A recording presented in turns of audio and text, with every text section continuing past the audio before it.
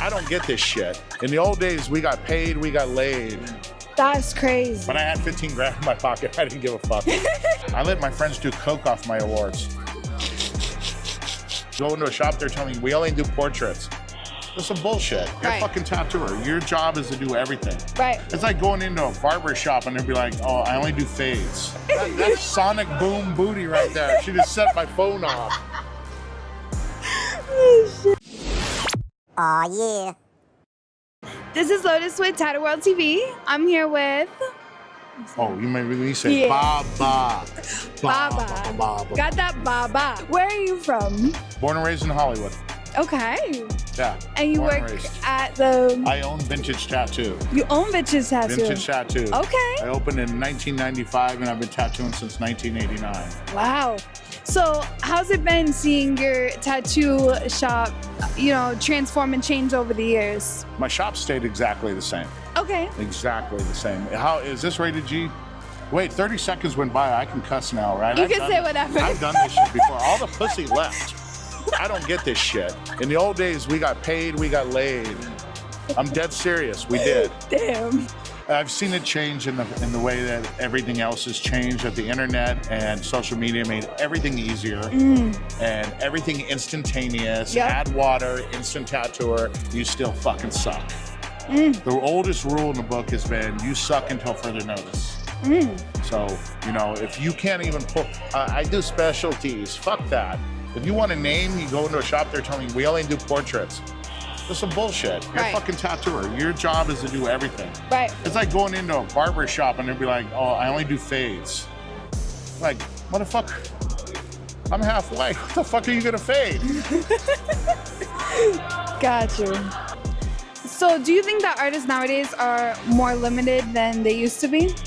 On one hand, yes. On another hand, no, because they have the world at their fingertips, yet they still fuck up. You know, on one hand, they're not limited at all. They can do anything they want, but they screw it up. On the other hand, they don't know what a tattoo life is. They just jumped into it. I'm gonna make money. I'm gonna get a fucking Sullen shirt.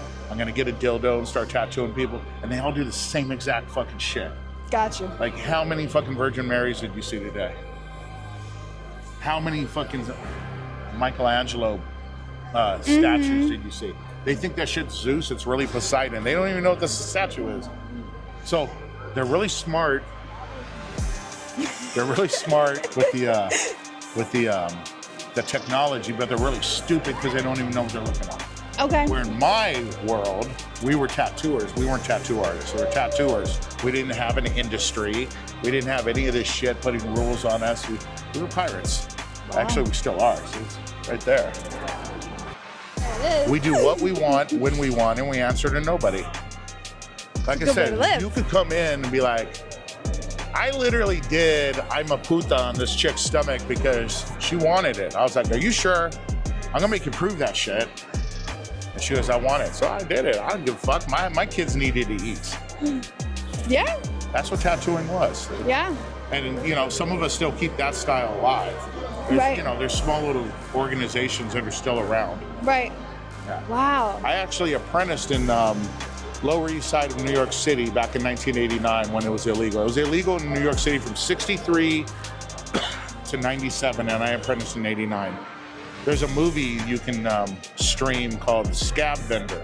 Okay. That's about the guy that taught me, who's Jonathan Shaw, who tattoos, like his best friend's Johnny Depp. He tattoos Iggy Pop, he tattoos a bunch of people. His dad was a famous big band leader, Artie Shaw, so he was my mentor. I'm actually in the movie too, so you can see me for like 5 seconds. Yeah, so I actually apprenticed on the East Coast because I went there through graffiti. I started one of the biggest graffiti crews. Wow. I went out there, I was the first LA writer to have a show in New York with Martin Wong, he's dead now. And I thought I made it big, but then I realized that I worked for 3 years on a show to get $15,000. So that means I made $5,000 a year. Fucking loser, right? That's crazy. When I had 15 grand in my pocket, I didn't give a fuck. Yeah, so yeah, and then went back to LA because I'm half Mexican too. So I already knew all the Chicano stuff. Okay. I grew up with it. Nice. Yeah. So I want to learn how to do American traditional. So yeah. The minute I walked in that full shop, I fell in love and I was like, let's go, let's do this. And he told me to fuck off. It was a lot harder back then. You didn't get shit handed to you. Right. I own books that are fucking rare and expensive that you could get anywhere back then on tattooing. Wow. But now, Yeah. And actually, let's just say this young man came into my shop and he wanted Ethiopian jug design from like 200 years ago. I can find it in a book before you can find it online. Damn. Literally, I'll be like, this book, bam. That's crazy. That's what tattooing was, because That's if you weren't ready, they went somewhere else. Right. Wow. They went somewhere else. Anybody that wants to do tattoos nowadays should answer this own question. Why do we need you? What do you have to bring to the table that we don't have already? Because we don't really give a fuck that you want to learn and that you want to do. We don't care. Right. There's enough of us. Right. Why should you do it? Right. If you can't figure out a reason why we need you and what you can bring to the table to make everybody money, Yeah. then fuck off and go suck dick on the corner or go to art school and be the fucking queen that you are. You know? Yeah.